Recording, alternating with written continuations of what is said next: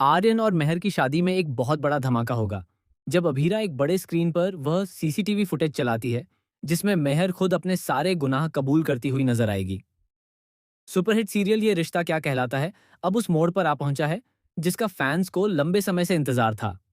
दर्शक जानना चाहते थे कि आखिर कब मेहर का भंडाफोड़ होगा, कब अभीरा और अरमान फिर से एक हो पाएंगे और कब मायरा अपनी मां की सच्चाई समझकर अभीरा को माफ करेगी। तो दोस्तों, आपका इंतजार अब खत्म होने वाला है क्योंकि जल्द ही बड़ा ट्विस्ट आने वाला है। मेहर और अरमान की शादी होने वाली थी और इसी दौरान अभीरा एक बड़ा खुलासा करने वाली है। मेहर को लग रहा था कि उसने सीसीटीवी फुटेज डिलीट करवाकर अभीरा को कंट्रोल कर लिया है और अपने गुनाह छुपा लिए हैं।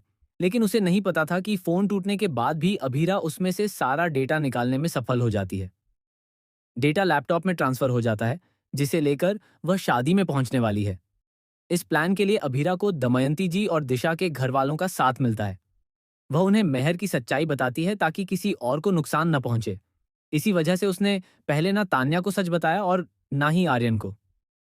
जब वह आर्यन के ससुराल पहुंचती है तो सब उसका साथ देते हैं और मेहर को इसकी भनक तक नहीं लगती। उधर मेहर अपनी चालों में लगी रहती है, अरमान को मैनिपुलेट करने में और मायरा के मन में जहर भरने की कोशिश में।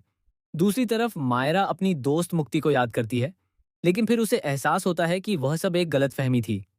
असल में अभीरा ने कभी मुक्ति का इस्तेमाल नहीं किया, बल्कि यह सब मेहर की साजिश थी, जिससे अरमान और मायरा अब तक अनजान हैं। शादी के दौरान जब दमयंती जी बारात को रोककर आरती की बात करती हैं, तब आरती का थाल लेकर जो सामने आती है, उसे देखकर सब चौंक जाते हैं। वह होती है अभीरा। मेहर समझ जाती है कि अब उसका सच सामने आने वाला है।